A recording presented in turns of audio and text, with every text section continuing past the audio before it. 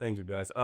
Alex McVeigh, I am the president of the Young Lawyers. We're throwing out a lot of acronyms, TBA. So the Tennessee Bar Association, and I should have started at this, is an association that any lawyer or law student in the state of Tennessee can join. So it's a network of lawyers across the state, and we are a division of that lawyer, the Young Lawyers, who we are.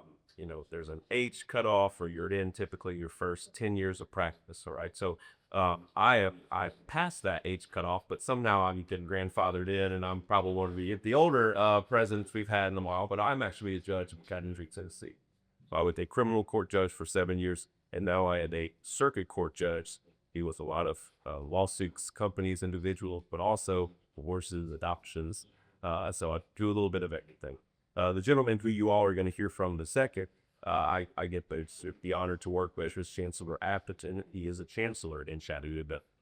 Does a lot of similar cases, but also even more wills and estates. He, as I mentioned, has coached at the local competition, state, and even national competition for quite some time. So you guys have an expert. He is an expert in your rules of evidence, but also he has some tips about the competition he'll share.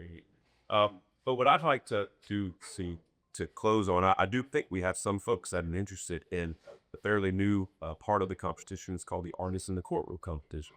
If you have anyone at your school that's actually is artistically inclined and would be interested, please spread the word. We're trying to increase participation. But what typically will happen is the competition. I'm not sure if we pick the round or not, but a specific round you will judge. I think it could be the second or third round. Is that correct? Like Joey, the first round is a practice round. The second round is the competition. I believe. That maybe third as the backup. But what you will do is you will go in. Typically, it's if you have a school that's participating, you'll be in your school's corporate. If you do not have a school that's participating, that's okay. You can still be an artist in the courtroom for two schools that aren't yours. All right. What you will do is during the competition, which can last, rounds can. I've seen a round finish up in an hour. I've been in some rounds that have gone. I don't know what's the longest round you've seen? 3 hours. 3 hours. So it can be you can it can span in a good chunk of time. But typically that artist will be in a spot in that courtroom where they're not in any way distracting the participants, and usually you will talk to the judges in that courtroom and make sure that you're where they want you to be. But you will actually sketch out what's a scene that's going on in the courtroom, and why this is interesting, and we've had is in a lot of courtrooms in the state and country, cameras on content. So you'll actually have courtroom artists that are in there sketching out various scenes and selling it to news agencies, making sure that folks that are learning about a case in real life actually gets to see visually something that's going on. So this competition is a way for an artist to find a scene, to start to sketch it out, and then to fully. And I think we've had everything from pastels to black and white to the various modes. There's a standard size piece of paper that you have to use. But I guess the tip, if there are any artists that I saw, at least in our first year last year at Chattanooga, is one. I had a lot of folks that did not gauge the time correctly, and they did not conclude there. It was obvious that they finished, the round was over, and it wasn't complete. Other folks, I think, sometimes spent too much time on certain details that our judges, for whatever reason, didn't love. Some of the judges really loved the colored, actually colored photos. The one that won was not a color photo. It was somebody that actually spent a lot more time on some of the detail in foreground and different shading. It was a pencil, I believe, a charcoal pencil drawing. So again, whatever your style is, I think it's best to kind of focus in and perfect your particular style. Don't think that you have to have a colored picture in order to win. We had some amazing submissions. What will happen is you will then turn in your submission. All of the submissions across the state will go to Nashville. There will be a panel that screens and picks about a certain number that will go to some judges. Our judges will include artists, journalists, people that deal in this area in real life to pick our winner. And if you're chosen as the winner for our Artists in the Courtroom competition, we'll actually be invited to the state finals, and you will be in the award ceremony just as our winner in the state will. So it's a great competition. We're trying to spread the word. Please spread the word in your school. If you have specific questions, we're happy to address those. If certainly they can be practicing whenever you're practicing as a mock trial team. Your artist can be in there with you, practicing various scenarios before the actual competition.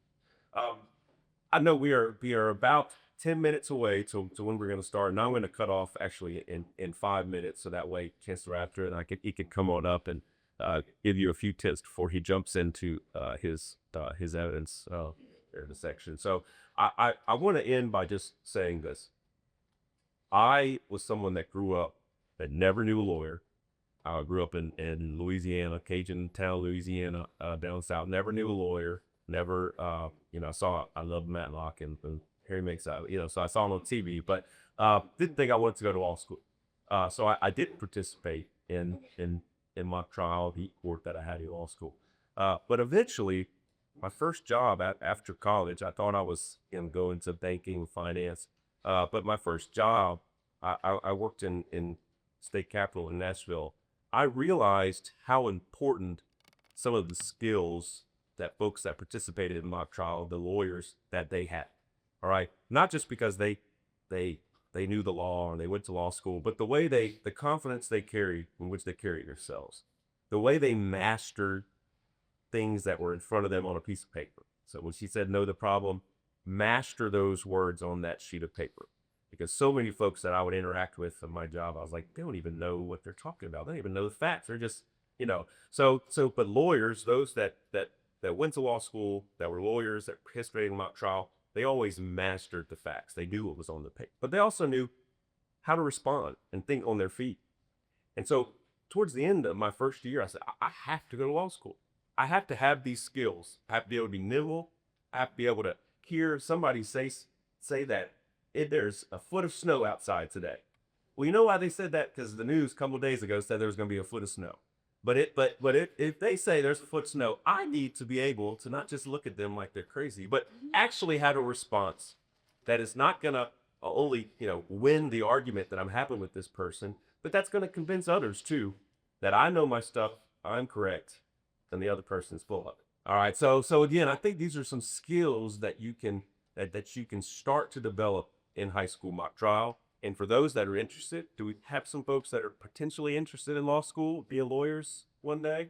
All right, a few of you. That might change. Like me, I bet there's people that have no inclination whatsoever that they'll ever be a lawyer. Just keep an open mind, because one day not only a lawyer, I certainly am going to be a judge.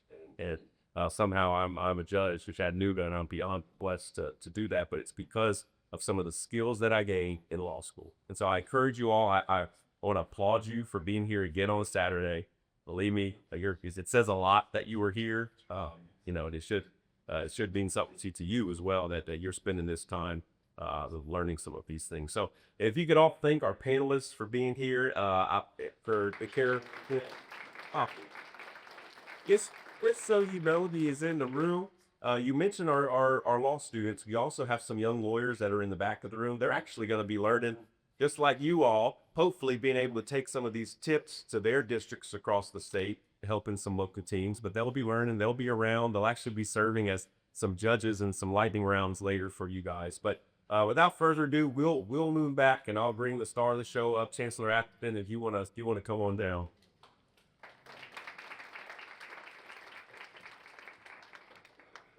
About to start. Can I adjust your microphone before we get started? You want to mute the microphone is the best bear. As he is coming down, as I mentioned, Chancellor Jeff Atherton is in Chattanooga, Tennessee. He is the Hamilton County Chancellor. For those that don't know, in Tennessee, we have judges. We have various levels of judges. We have city judges. We have county judges. We have state judges. We have appellate judges, Supreme Court judges. But we also have these judges called chancellors. And chancellors, they are throughout the state. They But sometimes they'll do a lot of what you think a judge would do, but they'll also handle some specific roles, including guardianships, conservatorships, estates, probate. So they have some specialized knowledge, a lot of your chancellors across the state, to handle certain types of cases. Chancellor Atherton does everything. He can handle any type of case, but he's been a great mentor to me since I joined his courthouse a year ago. So thank you, Chancellor, for being here. If you notice the panelists, if you notice Judge Walden, if you notice Judge McVeigh, they're kind, they're pleasant, they're accepting. I am not, okay? If you notice the Young Lawyers Division, I was kicked out of the Young Lawyers Division after 5 years. Then they changed the rules to let it expand up to like the 10. Surprisingly enough, I don't qualify for the Young Lawyers Division. That being said, they still let me in the TBA. What the panelists said to you was 100% accurate. I would like to add something. How many of you have ever had a disagreement with a parent? How many of you have lost that disagreement? My job today is to make sure that at the conclusion of the day, you are able to grab logical thought processes and win those arguments with your parents. When you start here and you want to get here, you got to fill in the blanks. I even had a parent of one of my kids that I coached for a while. They said, you know, Judge A, I appreciate the time you spent with my kids, but I don't appreciate you. I said, why? Said, because I haven't won an argument with my kids in 2 years. That's our goal today. So number one, we want to establish an opportunity for you to identify the logical thought process that gets you from where we go here to the conclusion here. Thought number two. When you go into a high school mock trial competition, you're going to be scored. You're going to be scored from a scale of 0 to 10. You kind of want the 10, right? That's an up and down thing. That is not a side to side. These are not rhetorical questions. Let me see up and down. Let me see side to side. You want to win. You want to get the high score. I can't score you if I can't hear you. Got it? Now, for some of us, amplification of our voices is required. For some of you, it may not be. I don't know. But I can promise you that the mics will usually be turned off in the courtrooms, and therefore you must project your voice. Got it? I can't score you if I can't hear you.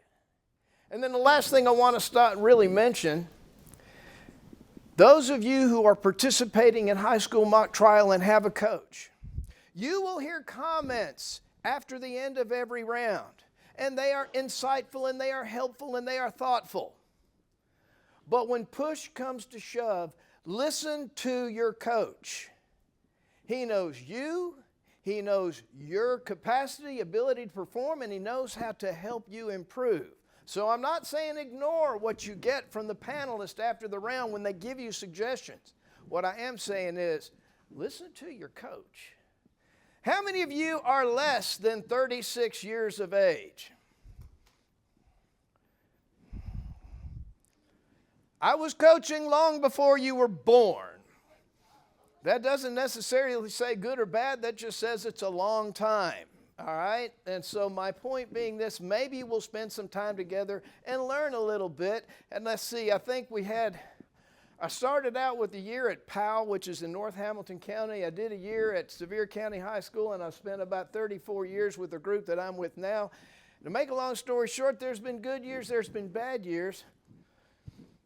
But one of your panelists mentioned the time spent together on the mock trial team resulted in, I don't know, a wedding. Mock trial is not a dating service. However, yes, I have a son who married his mock trial teammate that has provided me your primary obligation, which is to provide grandkids. All right, so yes, my mock marriage, my eldest son and his lovely bride were on the same mock trial team. They have provided 3 grandkids, and therefore, where there is no vision, the people perish. You must set a goal. It is not a dating service, but you know, if it happens, it happens. Now, as I said before, this is not a rhetorical session. This is a learning session. Some of you are auditory learners, and you learn just by hearing things, right? Some of you are visual learners, and when you see it, it sinks in. How many of you are like me, impact learners? I got to be slapped upside the head before it's going to be sinking in. It's impact. So there may be some impact learning in store today. And if you say, how can that be? Be afraid. Be very afraid. All right, so I had a big old long bunch of stuff. Repeat after me. Too bad. Don't matter. Don't care. Wah. If you want to complain and you see me do this, too bad, don't matter, don't care, and wah. Okay, so that is going to be my answer to almost every whiny question that you have. Like I said, I'm not nice. Judge McVeigh is nice. Judge Walden is nice. I was referred to as recently as yesterday in court. You just an old bald-headed man, look like a busted can of fridge biscuits. You guys know what those are? You know, in the refrigerator, you get the refrigerator and the can busts and it swells out. Do you know what I'm talking about? It was in a petition for an order of protection, and I said, well, you're not wrong, but you still lose. So it worked out. So my point is, no, I'm not always particularly nice, but what you have before you today, and I hope that we're going to discuss, how many of you think we live in a democracy? You're wrong. We live in a constitutional republic. Where does democracy live in the United States of America? Right here. Right here. Because it is only in the jury system where you have normal human beings that meet together and they are provided the law by the judge and they go back in normal, reasonable human beings. Come together behind a closed door, and real people decide the law, and real people decide how the facts are, and real people decide what the consequences are, whether it's in a civil case or whether it's in a criminal case. It is in our legal system that democracy lives, and that's how crucial it is for our society. Does that kind of maybe sort of make sense? That's an up and down thing. That is not a side to side thing. So when we're talking about rule school today, and we want to talk a little bit about the rules of evidence, why in the world are they important? Why would it matter? You heard one of the comments, look, you've raised too many objections. It makes it look like you're trying to hide something. Why do the rules of evidence matter? That's not rhetorical. I'm looking for answers. What do you think? Stop. You will never, ever, ever, never, ever, never, never, ever, never, never address a court or a judge while seated. Up. Very good. Here we go. Because evidence is something that actually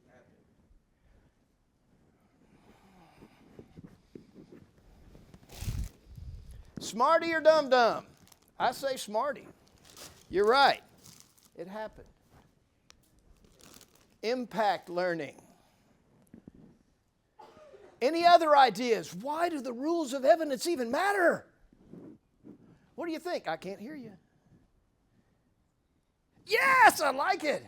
Because without stating evidence, your reasoning and stuff can be weak because you don't have a background to go with it. I like it. Smarty or dum-dum? Smarty. There we go. You're correct. If I hit somebody besides the intended target, too bad, don't matter, don't care, and when. I was thinking along the lines of, has anybody ever seen the blind lady holding scales of justice? The ideas of justice. the scales represent, in the context of the rules of evidence, keeping the playing field level. Okay? You got your facts, they got their facts. How do we get the facts in front of a jury? How do we keep somebody from running over you? The rules of evidence help keep the playing field level. Did anybody hear what I just said? If you know the rules of evidence, you can zealously represent your client within the bounds of the law and keep them from getting run over by the nefarious, skullduggery, chicanerous type people that are trying to infringe upon your client's rights. Keep the playing field level. Does that make sense? So when you think the scales of justice, the rules of evidence are how we keep the playing field level. Now, I wrote out a bunch of stuff. How many of you pay any attention to the stuff that you already wrote out? Me either. I didn't see a single hand. But I will at least make reference to it so we can get through here. Now, there are a whole series of rules in high school mock trial, some of which you really need to know, some of which you're never going to pay any attention to. Now, most of you were either provided a whole big old packet full of stuff. If you were, great. And if you weren't, I didn't hear anything. Too bad. Don't matter. Don't care. Wham. In the problem materials, there's a whole host of rules. There are rules of the competition and there are rules of evidence. I'm going to share with you very briefly. I hope that you have a pen and paper in your hand. Because if I see you scribbling, that will give me the illusion that you're paying any attention to what I might have to say. That was a joke. You can laugh. Man, this is a tough crowd. Jiminy Cricket. Rules of the Tennessee High School Mock Trial Competition. It's a great big old packet. It's like 40-something, 45 pages. Have any of you seen this thing? Have any of you perused this thing? Well, there's some I want to bring to your attention. What I want you to be able to do is in the pad that you brought, use your pen, use your paper, and at least write the rule number down. And I'm going to touch very briefly. Oh, by the way, I do need those who are in charge. Tell me if I'm running behind, running ahead. Guide me in terms of how bad it's going in terms of time perspectives, because I will talk until like late. So let's go to the top. In there are really, and I'm going to get to them, 4 or 5 rules that really matter. But before I start talking about specifics, repeat after me. 3. Say it. Mean it. Why did I mention 3? Because that's how many objections that you're going to get during a direct or a cross, and anything more than that, you're trying to hide something. Unless the apocalypse is on the horizon and the other team is absolutely driving you crazy, your rule of thumb is no more than 3, because all of a sudden you look like you're trying to hide something or you're picking on the other team. Your scorers are going to know if they don't know their stuff. If you are jumping up out of your chair, the general rule is 3.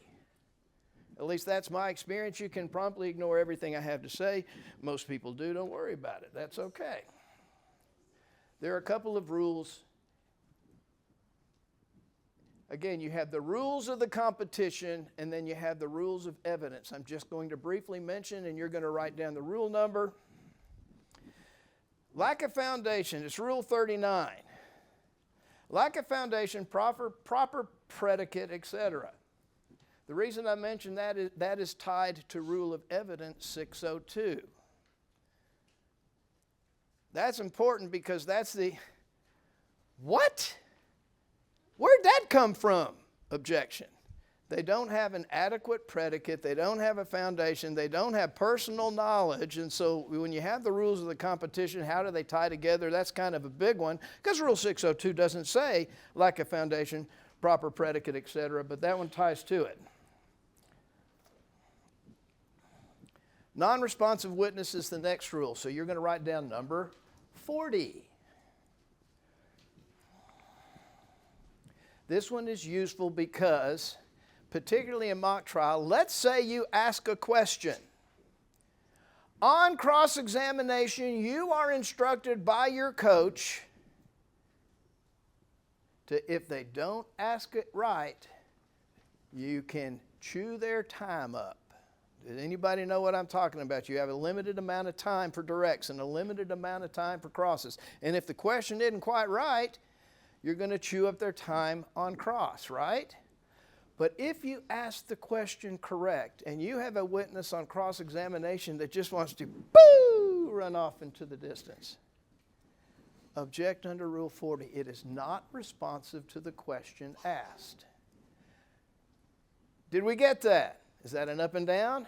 I'll be happy to spend the rest of your natural life talking about a non-responsive witness. Let me see an up and a down. Good. All right, so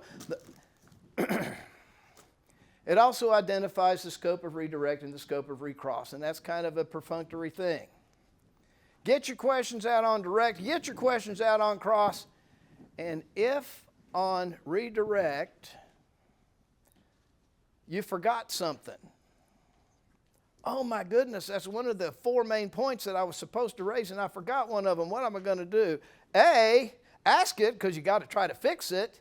And B, if you're the cross-examining attorney, say, objection, that's outside the scope of my cross-examination. That's outside the scope of their original directive. They can't ask that.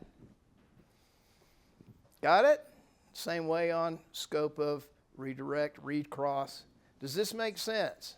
That limits the evidence that is going to be presented. It also helps you stay within the appropriate time period. Now you got all those pesky rules of evidence. There's hundreds and thousands and millions of rules of evidence. Well, maybe not quite that many. But I do want to touch very briefly on a couple of them, so when you're writing a number down, you might be able to have some type of reference where what objection walks hand in hand with it. So, my goodness, how many pages are there? Aha! Can you believe I'm 25 pages into the rules before I get to the rules of evidence? It doesn't matter, that's okay. It just ain't fair. Is there an objection that supports that? Your Honor, that's just not fair. Anybody have any ideas? Well, I'm going to tell you. Rule 102 identifies that each proceeding and each trial is supposed to take place in order to obtain the speedy, just, and inexpensive determination of an action. What does just mean? That's not rhetorical. I need an answer. What does just mean? It does not mean it's just about 9:25. What does just mean? Need a volunteer. You will either volunteer or you will be voluntold, and I tend to pick on the people in the back when I voluntold. What does just mean? Oh, I appreciate your willingness. You've got glasses, I got glasses, you're going to answer the question. What do you think just? Oh, don't look around. Yeah. Is that right? Yeah. Give me, yeah, that's it. What do you think just is?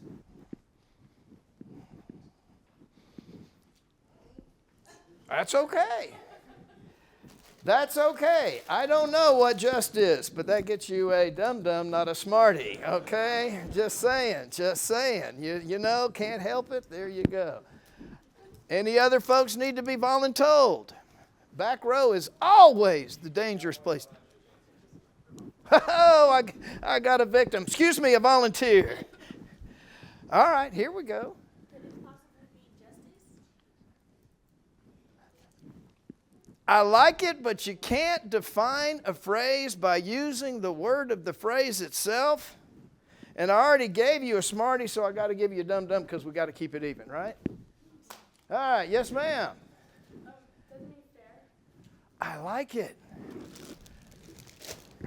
Fair. Right.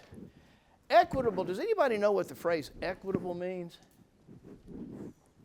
The phrase justice, when you hear it, it means pound of flesh. I want him to do time in jail. I want a bunch of money for what he did to me. Justice, pound of flesh. What is equity? Fairness. I like it. Fairness. Why do I even mention the difference between justice and equity? Because I'm a chancery court judge. I'm a chancellor, and it's a court of equity. And you can go to criminal court for justice, and you can go to civil court over in circuit court if you want justice. You want equity. You want fairness. Come on down to part 2 of the Chancery Court for Hamilton County, Tennessee. I know a guy. Fair, just, correct, right, proper, just, determination of every action. Rule 102. Your Honor, it just ain't fair. Rule 102. You're going to fail most of the time on that, but still, it's a good objection. All right. The next thing, write down Rule 611. Yes, I know 611B talks about the scope of, cross-examination and direct exam. I want to talk about 611A. Judge, do your job. Because that's 611A. If you feel like something's not going right because the judge fell asleep, Rule 611A provides you a judge, do your job. Objection, Your Honor, 611A. What counsel are you talking about? May I approach the bench, Your Honor?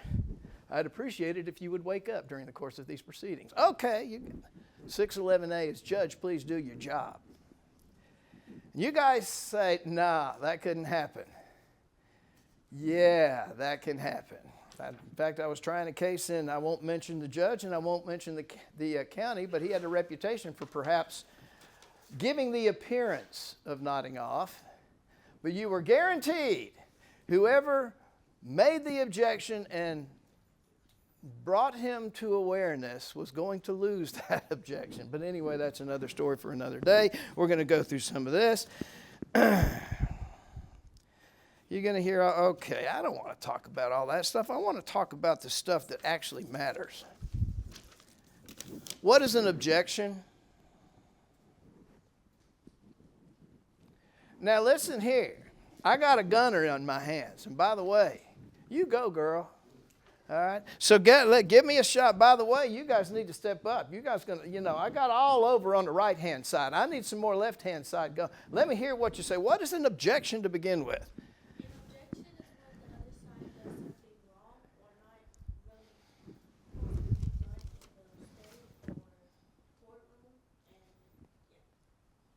All right, I need thumbs up or thumbs down. Now, you guys got to wake up, so I got everybody in this case now. Thumbs up, yes? You like it? Thumbs down? Nah, I don't think so. I do not accept equivocal answers. This does not count. You raise an objection when something takes place that is not proper within the rules of evidence, right?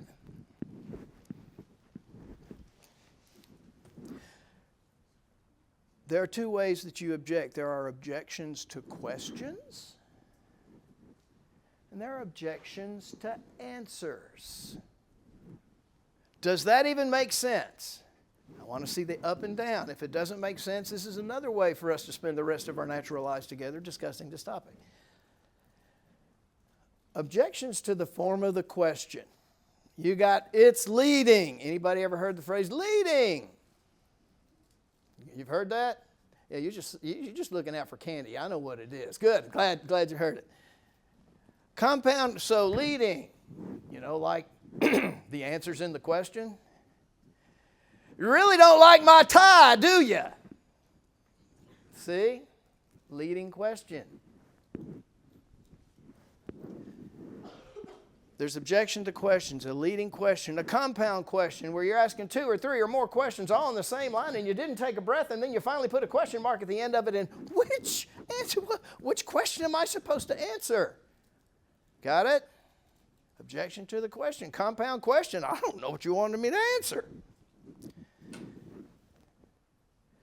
Asked and answered. We covered this already, Judge. How about Vague and ambiguous. I don't have the slightest idea. Objection, Your Honor, that's vague and ambiguous because I don't even know what they just said. There are objections to questions. There are objections to answers. Now we'll talk a little bit about objections to the answers from the witness. So on the one hand, you object to the question that the lawyer asked. Do you object as the witness is talking, or do you object before the witness gets a chance? Answer? Over here. I'm going to pick on you guys till I get some more info. Yes, ma'am. Oh, nailed it.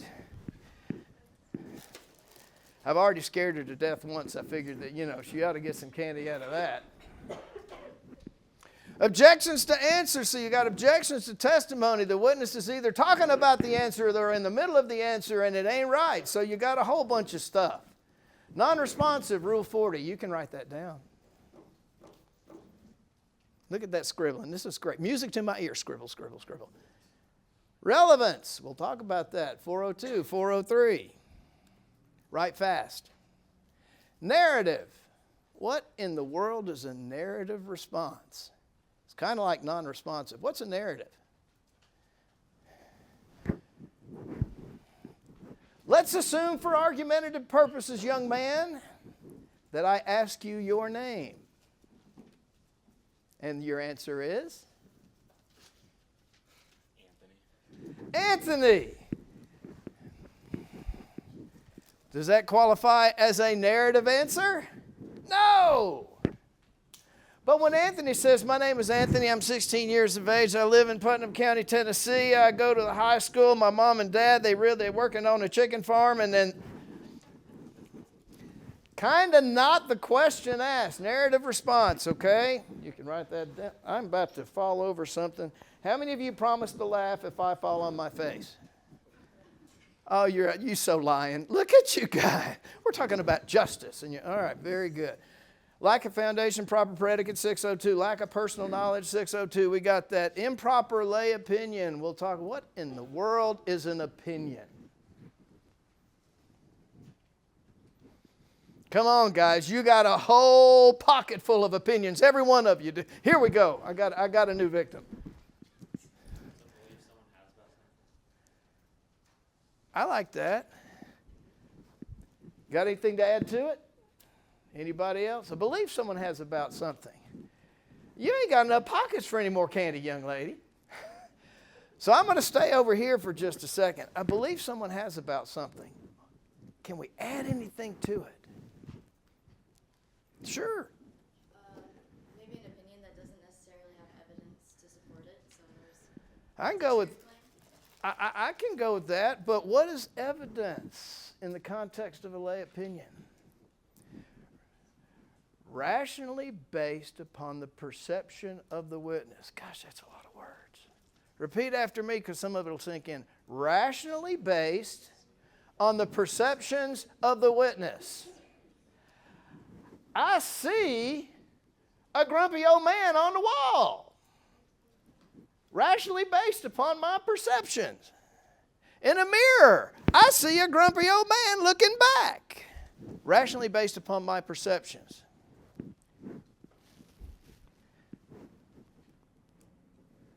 Ouch, that was sharp. Rationally based upon my perceptions. Got it?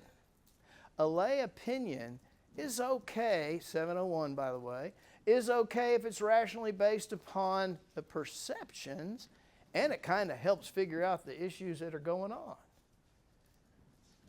Lay opinions, they're not automatically excluded if they're rationally based upon the perceptions of the witness and they assist the trier of fact figure out one of the issues that's taking place. Does that kind of make sense, or is that words? Kind of makes sense. Okay, we'll go with kind of. An expert opinion, does it have to be exclusively based upon the rational perception of the witness? Answer is no. What's an expert? Okay, here we go. I saw the hand. It was very subtle. It was a reserved hand, but it was a hand nonetheless. Somebody who really knows what they're... All right. I like it. Dumb, dumb, or smarty? Your choice. I got more dum-dums now than I got Smarties. I've been handing out Smarties, so you're getting a dum-dum only not because of the answer, but rather because of the number of candies that I have available. Write down the word skeet, S-K-E-E-T. She said, Chancellor, what's wrong with you? Write it down, skeet. Skill, knowledge, education, experience, and training. Skeet. Skill, knowledge, education, experience, and training. If you look at Rule 702, you will find, but Chancellor, that's out of order. That's not how it's listed in the rule. My response to that is,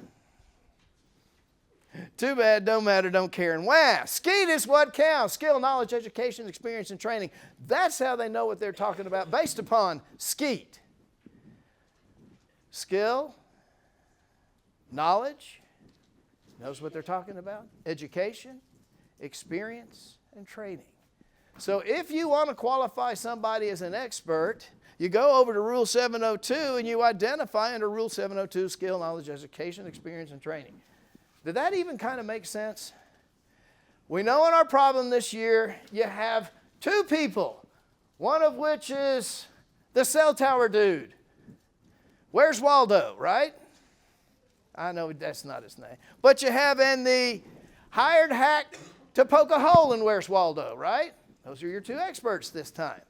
I mean, that's in the problem. You have an expert, the very first thing you have to do is identify. Please understand, if you look in the stipulations, neither one of them is qualified as an expert by stipulation, which means you, the attorney, have to turn around and say, hi, what's your name? What do you do for a living? Where'd you go to school? How long you been doing this job? You ever testified in court before as an expert? Skill, knowledge, education, experience, and training. You got two opportunities in this particular mock trial case. You got to do it yourself. So, I'm getting kind of tired of these, I'll talk about a couple more, but not many. Improper expert opinion is outside the scope of their expertise. That sounds like so many words that don't make any sense. You have just qualified an expert, right? You qualified an expert, make sure we know what their field of expertise is. Because just because you're an expert in analyzing cell tower data doesn't give you the right to cut people open with a knife. You may be a doctor of education with the PH and the D, but that doesn't make you an MD. Make sure we stay within the scope of our field of expertise, because if they start rendering opinions that are outside the scope of their expertise, that is subject to an objection. Okay. I would talk about dead people, but in the mock trial problem right now there aren't any. So, okay, well, there's one guy who's very dead. But anyway, dead people, exception to hearsay. I'm going to move along. How do you ask a question? Write down who, what, where, when, how, why. You said slow down. Okay. Who, what, where, when, how, why. Write faster. You either got a phone and you're taking notes, or you got a piece of paper and you're taking notes, because those are direct examination questions. Who, what, where, when, how, why. Does that make sense? You pretty much have a pretty good idea that it's not a leading question if it starts with who, what, where, when, how, why. Does that make sense? Up and down. On direct examination, who, what, where, when, how, why. On cross-examination, do you ever ask a who, what, where, when, how, why? Nay, nay, nay, thrice nay. Why? Tick, tick, tick, tick, tick, tick, tick, tick. What does tick, tick, tick, tick mean? Your time is going away. You have block time in high school mock trial. You got 5 minutes for opening, you got 25 for direction, you got 20 minutes for crosses, you got 5 minutes for close. Kind of, maybe, sort of? Yes. And so on cross-examination, if you ask a who, what, where, when, how, why question, tell me why you did this. That's the end of your cross-examination, because I'm going to tell you why, and I'm going to do so in great detail. And when the Your Honor, that's not responsive to my question. Judge is going to be, yeah, it is, because you asked why. Okay? A leading question better have the answer in it and better end with a correct, Isn't it true that? You can't deny from page 2, line 43 of your affidavit. Does that make sense? Cross-examination needs to identify the answer. And when you have a question at the end of it, it's really not much of a question because they got to say yes, they got to say no, and they really don't have a whole lot of wiggle room. Does that make sense? Who, what, where, when, how, why? The answer's in the question. Direct, cross. Got it? That wasn't too hard, was it? Did any of it make sense? Boy, it's an awful lot of work. Everybody stand up. You've been sitting down too long. Stand up break. Good, sit down.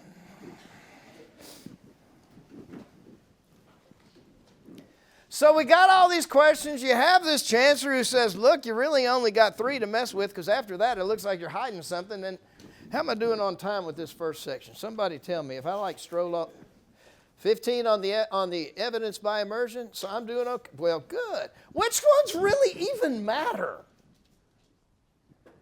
Because you got all these rules and nobody pays attention to most of them, and a lot of the judges don't know what they are. Which ones really matter?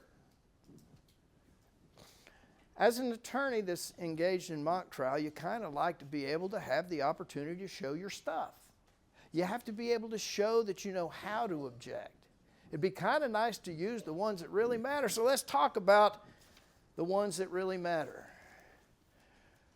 Relevance. Somebody got an idea what might relevance be? Oh, you're brave. Hey, you're on the correct side, so give it a shot. How related the material is to the case that is proved. I kind of like that. Anybody hear what she said?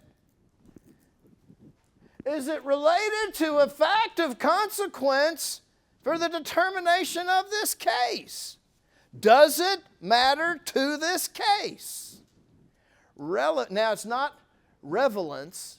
That's the party that you plan on having on the way home. Relevance. What does this have to do with today's case? And if it doesn't have anything to do with today's case, they want to talk about the flavor of grape lollipops, and this is a murder case. It doesn't have any, it's interesting, it's kind, it's nice, but you don't really care. And you'd kind of like to get to what matters. Relevance. Now I can go through all the long words. Relevant evidence means evidence having any tendency to make the existence of a fact that is its consequence to the determination of the action more probable or less probable than it would be without the words. Lots of words. Relevance. It just don't matter to this case. If everything they say is true, it don't matter. Got it? Relevance. Write down the numbers. 402, 403, 401, 402. That's the it just don't matter rule. Write down the 403 and write down the word substantially. I've coached a lot of high school mock trial. I've coached a lot of college mock trial. And I don't understand why, in particular, it's worse in college than it is in high school. You leave out the substantially. Anybody want to take a shot at what 403 is? It's your job, Judge. You're the guy that's standing up there. So I'll tell you what it means. Even if the evidence is relevant and has something to do with the case, the probative, the proof value of that evidence is, and what's the word that I just said right down? Oh, that is the weakest substantially I ever heard. Substantially. I need it more. Substantially. I want it from your heart. Substantially. Thank you, I like it. Even if it's relevant and it has some probative value, the information for this case is substantially outweighed by the danger of unfair prejudice, confusing the issues. I mean, it's right out of 403. It's got a whole lot of words in it. Unfair prejudice, confusion of the issues. And what you guys like to use is waste of time. Well, the other side's response to that is it's my time to waste. But relevant evidence, even if it is relevant, even if it has something to do with the case, that probative value is substantially outweighed by the danger of unfair prejudice, confusing the issues, waste of time, etc. So, you wrote down 401, 402, relevance. It don't matter. You wrote down 403, substantially. Got it? That one matters. That's a rule you can use. Again, I want to cover 5 rules that actually do matter. Next one. We touched on it very briefly. Rule 39, Rule 602, lack of personal knowledge. Lack of proper predicate, lack of foundation, lack of personal knowledge. Since I already talked about it once, it ought to be an easy answer. What does that even mean? I need somebody towards the back. Oh, young lady, I done got enough candy for you. You ain't got no pockets. And you got, okay. See, what happens is this. To look good, you poke your neighbor and you say, here's the answer. I want some more candy, but he ain't going to give me any. So poke a neighbor and make them give the answer. Personal knowledge, we talked about it. It starts out with the word rationally. Kind of deals with like lay witness opinions. Need somebody from over here. What does your personal knowledge even mean? Yes, sir. Rational understanding of the content. Okay, rational understanding of the content.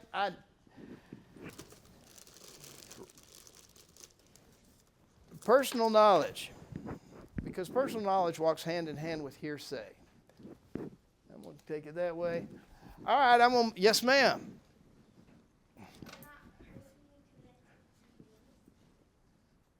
I don't think I heard you, because run that by me again. You're not personally connected to the witness? The panel was pleasant. Judge McVeigh is pleasant. I'm not. That's wrong. I don't know how else to say personally connected to the witness. Well, you can be personally connected to the witness, but it's personal knowledge. Rationally based upon your observations of the lay witness opinion, personal knowledge. You got it somewhere from other than there, because that steps into the hearsay rule. The dreaded, the horrible, the yucky, the hearsay rule. I think it's a misnomer. A misnomer because it really, instead of being the hearsay rule, it ought to be the heard said rule. Because what you heard said out there, I can't hear you say in here, unless there's an exception. What you heard said out there, I can't hear you say in here, unless there's an exception under 803 or 804. Does that even make sense? What somebody else said outside the rooms of this courthouse is hearsay. The old statement, the one I was taught back in the Dark Ages, with the knights and the horses and castles. An out-of-court statement used in court and used to prove the truth of the matter asserted therein. They don't even use that anymore. It's still accurate. Hearsay. If you happen to hear somebody else say it, you can't come in here and repeat it just because you heard it out there, unless there's an exception. Does that make sense? That's one that you're going to... We talked about relevance. We talked about lack of personal knowledge. Hearsay is the one that judges and scorers look for. Because if they hear hearsay coming in and you don't object, they're going to hear it, they're going to see it, and they're going to wonder why you're sitting down. Does that make sense? That's an up and down thing. So as soon as you hear, well, such and such told me, well, I heard over the phone, well, I read this report from this third party, boom, what? If it was said or written out there, it ain't coming in here unless there's an exception. Does that make sense? That's an up and down thing. I'm going to start throwing stuff, don't worry. Yes, ma'am. Sure.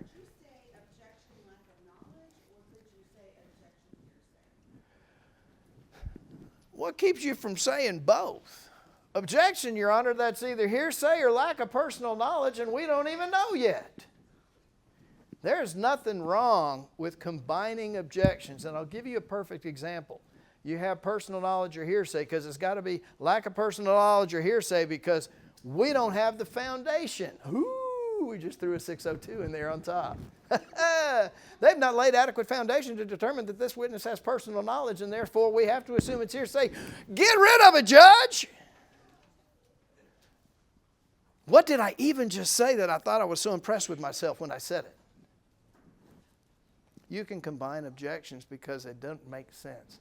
So in that particular example, lack of personal knowledge, 602, hearsay, 803, may affect a lay witness opinion, 70. You can combine them, but the one that frequently is most frequently combined is 402 and 403. Okay? Because if you just make a 403, Your Honor, the probative value is substantially outweighed by the prejudicial effect. You've just surrendered. You've given up. You've quit. You should feel guilty. Go home and cry. You should always say, Your Honor, we object under 402 and 403. We don't think it's relevant to begin with. 402. But even if we assume for argumentative purposes only, that's a lot of words, even if it were relevant,